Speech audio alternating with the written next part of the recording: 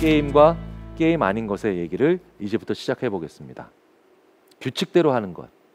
이것만 있으면 일과 공부예요. 공부에서 2 곱하기 2는 4죠. 그런데 여기에서 4라고 하는 것을 얘기하면 정답이고 그래서 내가 점수를 받죠. 그건 게임과 다르지 않습니다. 그런데 말씀드렸다시피 이 규칙대로 하는 것에서 피드백이 없으면 그게 공부와 일이에요. 그래서 아까 공부의 신은 게임이지만 우리가 일반적으로 하는 공부는 게임이 아닌 겁니다. 참으로 재밌게도요. 보통 한 학기에 우리가 2번 시험을 봅니다. 그 2번 시험에 그 2번의 고통을 우리가 뭐라고 부르나요? 중간고사와 기말고사라고 부르죠. 시험 보실 때 즐거우셨어요? 즐겁지 않았습니다. 네. 시험이 즐거우면 이건 정말 문제가 있는 사람입니다. 근데 재밌는 건 많은 연구에서 한 학기가 4개월이라고 했을 때 이렇게 2달에 한 번씩 시험을 보면 그러면 나는 이 2달 동안 시험 본 걸 마지막에 피드백을 받는 게 되는 거죠. 근데 재밌게도요. 일주일에 한 번 시험을 보면 어떨까요? 끔찍할 것 같으시죠? 정말 끔찍할 것 같으시죠? 매일 보면 어떨까요? 정말 지옥 같으실 것 같으시죠? 재밌는 건 그 학기가 얼마나 고통스러웠는가는 시험의 횟수가 증가하는 것과 오히려 비례하지 않더라는 거예요. 왠지 아세요? 피드백을 자주 받거든요. 그래서 꽤 많은 경우에 사관학교라든가 아니면 그 외에 다른 학교 시스템에서 시험을 2달에 한 번 이렇게 어쩌다 한번 꽝 보면서 강한 고통을 남기고 있을 때 우리가 학생들이 더 시험을 싫어하고 시험을 자주 보는데 그때마다 점수를 받는 그 과정에서 학생들은 의외로 익사이팅한데 의외로 흥미진진한데 의외로 학기가 생동감 넘치는데 이런 얘기들을 하더라는 겁니다. 물론 그 과정에서 시험만 존재하는 건 고통이겠죠. 그런데 왜 이런 일이 벌어지는지 아십니까? 스코어를 자주 받거든요. 스코어를 내가 자주 검토할 수 있거든요. 그 과정에서 묘미가 생기더라는 거예요. 자, 그렇기 때문에 이 인간이 피드백을 어느 지점에 받고 얼마나 받느냐는 엄청나게 중요합니다. 자, 피드백이 어느 지점에 들어가느냐가 얼마나 사람을 많이 바꾸는가를 보여주는 실험 하나 보여드릴게요. 양초를 벽에 고정하셔야 됩니다. 촛농이 떨어지면 안 돼요. 테이블 위에 있는 물건들은 어떤 걸 이용해도 좋습니다. 어떻게 하면 이 문제를 해결할 수 있을까요? 이거 의외로 어려워요. 네? 벽에, 그러니까 이제 대부분 벽에 붙인다는 생각을 하십니다. 그래서 벽에 이렇게 딱 붙이고 촛농을 이렇게 세로로 계속해서 성냥으로 계속 그려서. 근데 이게 또 저희가 그렇게 만만하게 해놓질 않았습니다. 그래서 이 초가 길기 때문에 뚝 하고 떨어집니다. 계속해서 떨어져요. 실제로 어떤 대학에, 어떤 미국의 명문대학 혹은 한국의 명문대학에서 이걸 하더라도 양초가 계속해서 뚝 하고 떨어지고 뚝 하고 떨어져서 학생들이 무지하게 약 올라옵니다. 30분 넘어가도 해결 못하는 학생들의 비율이 70%가 넘습니다. 그런데요, 이 문제 어떻게 해결하는지 아십니까? 이렇게 해결하면 됩니다. 이렇게. 근데 이걸 진짜 못해요, 학생들이. 왜냐? 이 전장면이 앞정이 상자 안에 들어가 있었잖아요. 앞정이 상자 안에 들어가 있었기 때문에 앞정을 한번 비워내 볼 생각을 누구는 못하는 거예요. 그래서 이 문제를 해결하는 걸 그렇게 어려워하는 겁니다. 자, 그런데 이 상태에 놓고 문제를 해결하라고 하면 대부분의 학생들이 몇 분 내에 아하라고 하면서 상자를 딱 벽에 붙여놓고 앞정으로 상자를 고정해 버립니다. 그리고 양초를 올려놓고 문제를 해결하죠. 첫 번째 상태에서는 왜 학생들이 문제를 해결 못했을까요? 고정관념으로부터 못 빠져나온 거예요. 고정관념으로부터 빠져나오지를 못하니까 이 학생들이 계속해서 힘들어하다는 거죠. 그런데 지금 이 상황은 학생들이 고정관념으로부터 빠져나온 상태죠. 빠져나온 상태가 되니까 그 다음에 문제를 해결할 수 있는 여지가 생기는 겁니다. 자, 우리가 이걸로부터 알아낼 수 있는 첫 번째 교훈은 뭡니까? 고정관념으로부터 빠져나오는 건 참 힘들구나. 이걸 첫 번째로 알아낼 수가 있겠죠. 근데 두 번째 더 재밌는 실험이 있죠. 이 상태에서는 너 이거 잘하면 내가 상금 줄게. 인센티브죠. 이렇게 인센티브를 강하게 주면 줄수록 오히려 문제를 더 해결 못합니다. 그러니까 오히려 고정관념으로부터 빠져나오기 전까지는 금전적 인센티브를 주면 강하게 약속하면 약속할수록 오히려 더 못하다라는 거예요.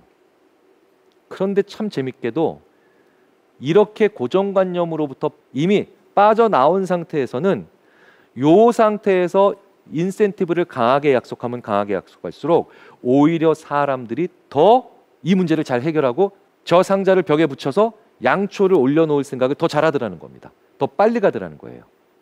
정리해보면 이렇게 되죠.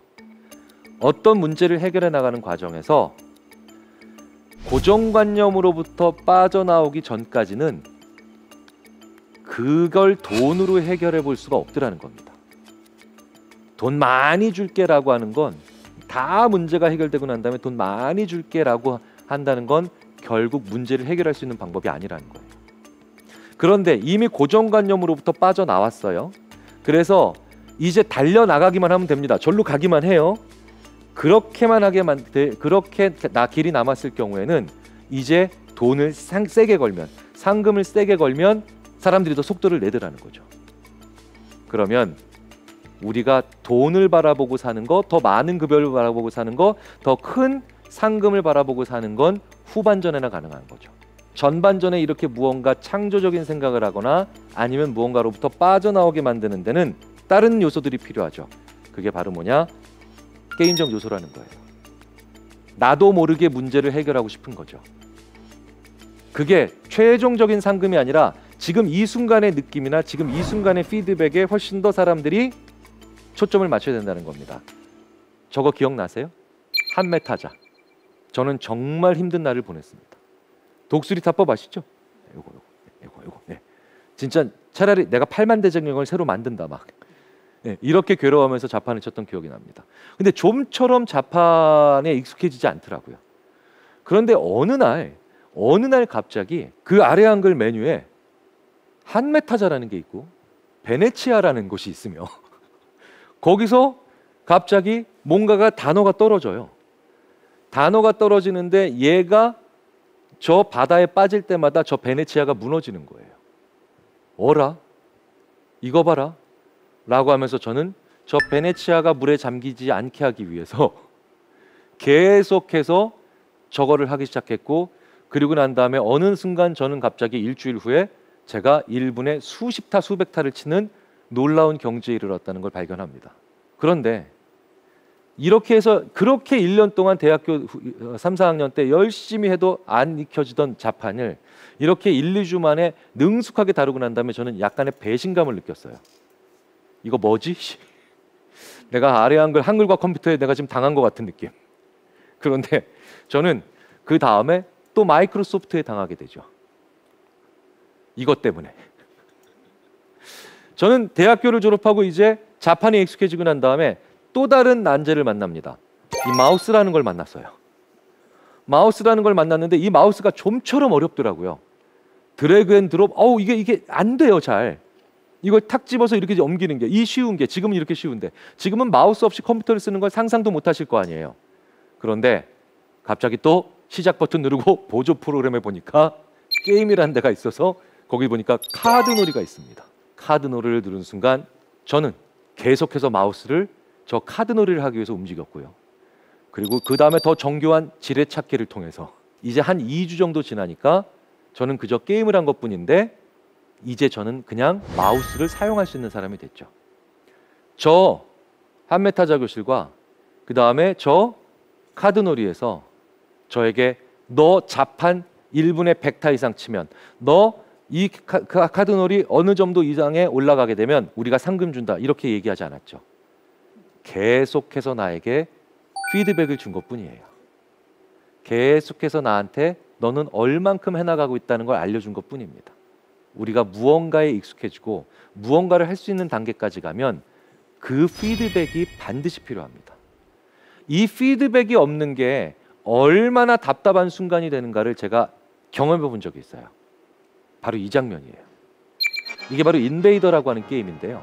이 인베이더라고 하는 게임을 할 때 제가 오락실에 갔어요. 10원짜리 동전을 넣고 이제 막 하는데 사실은 오락실에서 제일 많이 일어나는 민원이 레버가 고장나는 겁니다.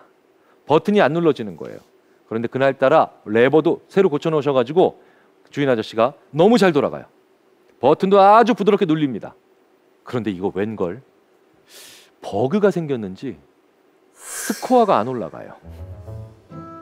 그러니까 저는 게임을 하고 있는데 스코어가 안 올라가니까 갑자기 화가 나는 겁니다. 왜? 내가 하는 만큼 우주선이 터지는 만큼 점수가 올라가야 되는데, 즉 제가 하는 만큼 변하지를 않는 거예요. 그래서 저는 오락실 주인 아저씨께 10원 돌려달라 그랬어요. 왜? 이건 더 이상 게임이 아니니까. 그런데 오락실 주인 아저씨는 말도 안 된다 그러셨어요.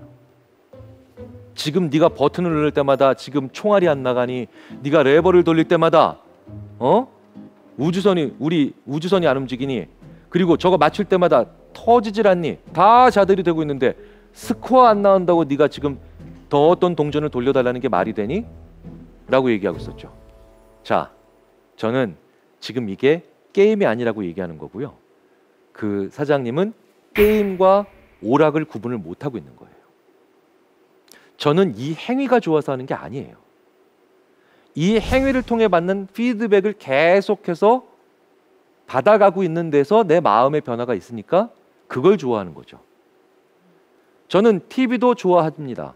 TV에서 재밌는 걸 보거나 TV에서 재밌는 걸 할 때마다 열심히 보면서 웃고 슬펐죠. 하지만 TV는 제가 아무리 레버를 돌려도, 그리고 아무리 버튼을 눌러도 바꾸지 않죠.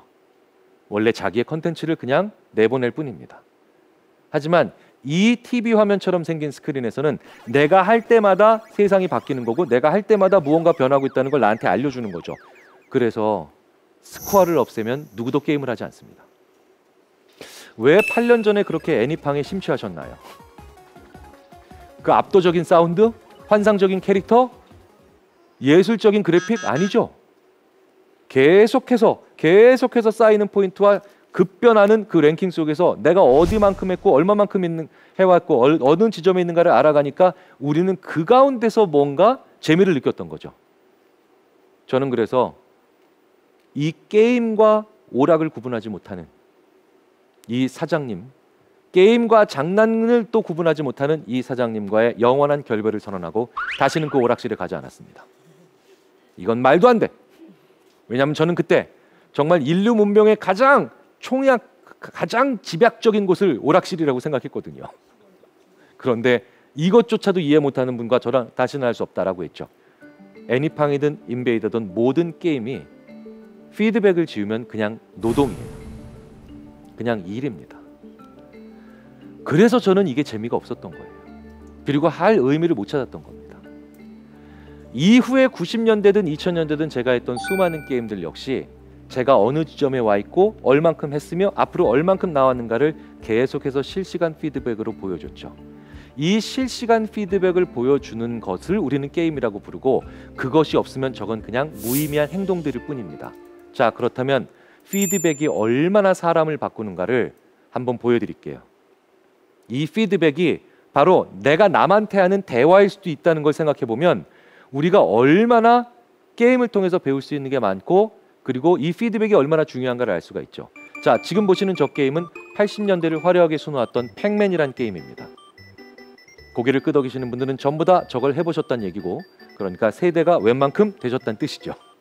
자, 그런데 이 팩맨은요, 유령으로부터 도망가는 거예요. 그러니까 회피하는 거거든요. 근데 재밌게도 점수는 쌓이죠. 점수는 쌓여요. 자, 재밌지 않으세요? 도망가는데 점수는 쌓여. 뭔가 좀 불일치가 있는 것 같습니다. 그래서 어려웠던 거예요. 그래서 힘들었던 겁니다. 잘 안 됐던 거예요. 왜? 내가 해야 되는 동작은 회피인데 점수는 쌓이고 있으니 접근하고 싶어지거든요. 자, 그런데 이 피드백을 한번 바꿔봅니다. 제가 개발자 한 분에게 부탁해서 실제로 어떤 기업에서 시연까지 해드렸어요. 점수를 미리 10만 점을 줍니다. 미리 10만 점을 주고 내가 유령으로부터 도망가는 그 거리가 좁혀질수록, 즉 회피를 잘 못할수록 점수도 뺏겨요. 우리가 점수를 뺏기는 결과는 회피하고 싶겠죠. 그러니까 동작도 회피고 피드백의 방식도 회피로 바꾼 거예요. 점수도요 뿅뿅뿅뿅하고 원래 게임처럼 쌓이는 게 아니라 미리 10만 점에서 뺏길 때마다 철커덩 철커덩 철커덩 하면서 가슴 철렁한 사운드로 바꿉니다. 3배 더 잘합니다. 행위의 종류와 그 다음에 피드백의 종류가 서로 호환성 있게 돌아가니까 3배를 더 잘하는 거예요. 근데 문제가 하나 생겼어요. 뭔지 아세요? 재미가 없어졌어요. 금방 그만두자는 거예요. 우리 인생이 이래서 재미있는 겁니다. 어떤 일을 잘하게 만들기 위해서 게임의 요소, 그 행위의 요소와 혹은 일의 요소와 피드백의 요소를 합칠 수도 있죠. 서로 일치하게 만들 수 있습니다. 그런데 그 일치성이 너무 높아지면 이제 흥미와 호기심을 잃어버릴 수도 있더라는 거예요. 너무 뻔한 일이 돼버리니까. 그 사이에 어떤 지점을 찾는 게 우리가 해야 될 일들입니다. 우리가 그 일을 더 잘하게 만드는 게 목적인지 혹은 그 일에 흥미를 가지게 되는 목적인지에 따라서 행위의 종류와 그 다음에 피드백의 종류를 어떻게 변환시키느냐에 따라서 무궁무진한 세계가 펼쳐질 수 있다는 거예요. 그래서 피드백의 종류가 많아지는 사회는 굉장히 중요한 사회입니다. 자, 제가 좀 살이 빠졌어요. 아까 한 분께서도 살이 많이 빠졌다, 피곤해 보인다. 심지어 제가 지금까지 피곤해 보인다는 얘기를 들어본 적이 없는 사람입니다. 워낙 토실토실해서. 그래서 저도 한번 살을 빼보자 라고 했는데 살 뺄 때 진짜 힘든 게 바로 저 BMI 지수를 보시는 겁니다. 저게 제 거예요. 88kg였습니다. 88kg. 그런데 88kg에서 제가 열심히 살을 빼봤습니다. 78kg까지 빼봤어요. 얼마나 각고의 노력을 했겠습니까? 왜 제가 88에서 살을 뺐는지 아세요? 제가 비만이래요. 그런데 조금만 더 찌면 이제 고도 비만이래요. 몇 달 동안 열심히 감량을 하고 운동을 해서 저는 78kg가 됐어요. 엄청난 거죠. 그런데 여전히 비만이에요. 제가 저기서 진짜 화가 나오더라고요. 제가 1978년에 그 오락실에서 느꼈던 분노를 여기서 또 느꼈습니다. 왜 나는 10kg나 이동했는데 스코어에는 변화가 없는 거죠? 갑자기 살을 빼고 싶다라는 게 아니라 그냥 다시 10kg 찌우고 싶다는 생각까지 들더라니까요. 그런데 그때 게임을 이해하고 있었던 다른 심리학자 한 분이 저한테 이럽니다. 너 이제 더 이상 살 못 뺄 것 같지? 이건 말도 안 돼. 그리고 어떻게 이 세상의 인간을 5종류로 나눠?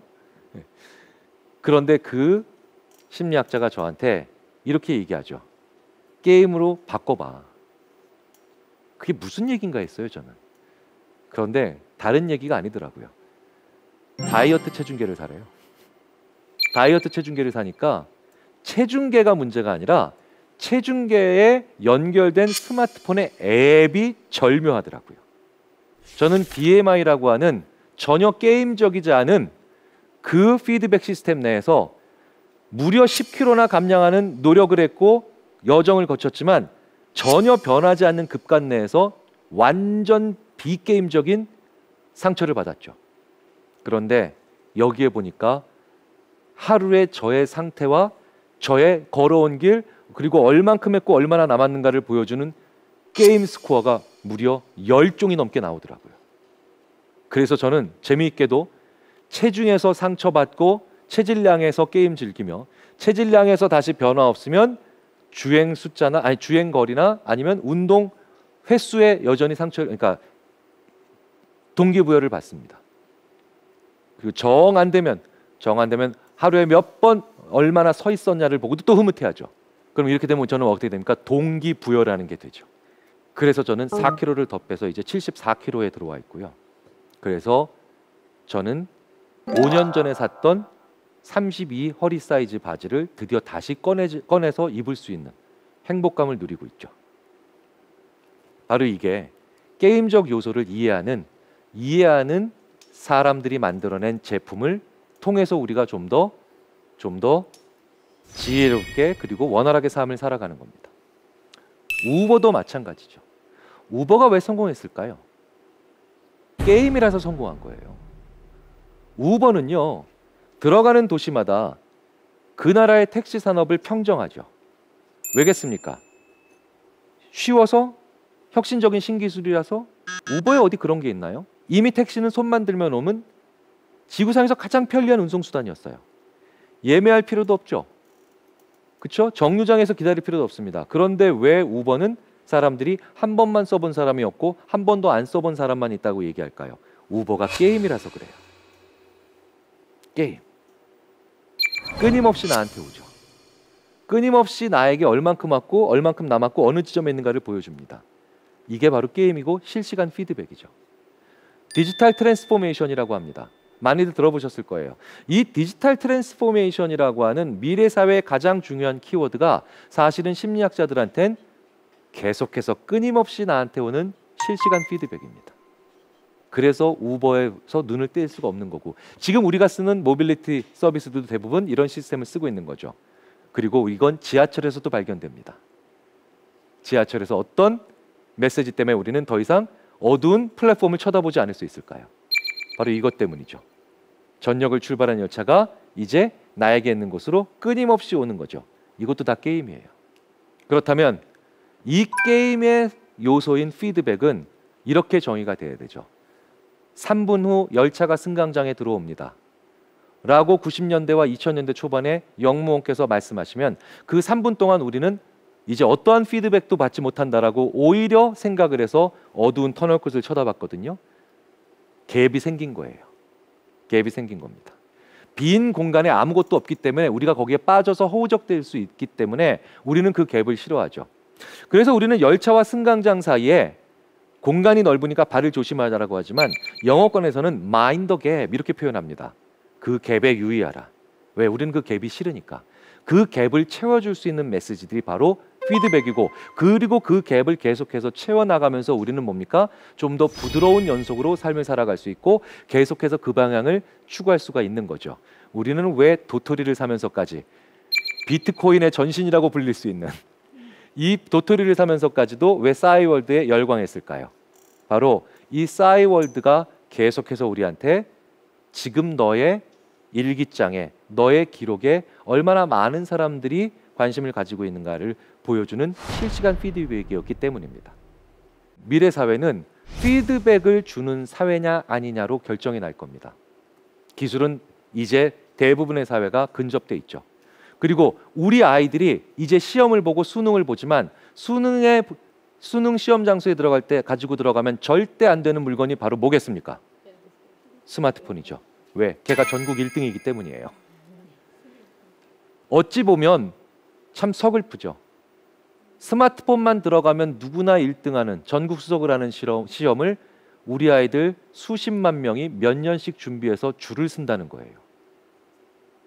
속상하지 않으세요? 저는 속이 상합니다. 우리의 아이들은 점점 줄어들고 있어요. 그 비율은 이제 인정해야 되는 시점이죠. 고령화 시대는 막는 것이 아니라 인정해야 되는 시대라고 얘기가 할 정도니까요.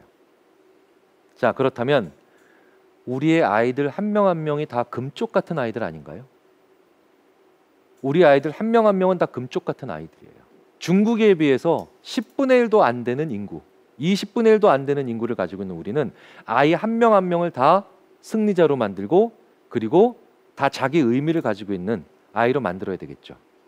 자, 그렇다면 수능이라고 하는 하나의 피드백 없는 이 줄 세우기를 통해서 극소수의 아이들만 피라미드 상에서 위너를 만들고 나머지 아이들이 모두가 패배자가 되는, 모두 루저가 되는 이 시스템은 한번 우리가 스스로 한번 심각하게 고민을 해볼 필요가 있지 않겠습니까? 내 아이는 수능 보지 말라는 얘기니? 아니면 대학 입시를 거부하라는 얘기야? 저는 그런 뜻으로 드리는 말씀이 아니라 우리 아이들이 얼마나 좋은 피드백을 받고 있는가에 대해서 한번 고민을 해보자는 거예요. 정말 우리 아이들은 다양한 피드백을 가지고 받을까요? 정말 다이어트 체중계에서 그 여러 가지 걷기, 체질량, 그 다음에 윗몸 일으키기, 서 있는 시간, 이런 다양한 피드백을 받으면서 저는 훨씬 더 다이어트에 성공할 수가 있었는데, 이 다이어트 체중계의 피드백을 주는 지표 몇 가지만 다양하게 가져도 이런 효과가 일어난 우리의 삶에서 정말 우리 아이들은 그 다이어트 체중계보다도 못한 피드백 시스템이 있는 게 아닐까요? 고민해 볼 필요가 있는 거죠.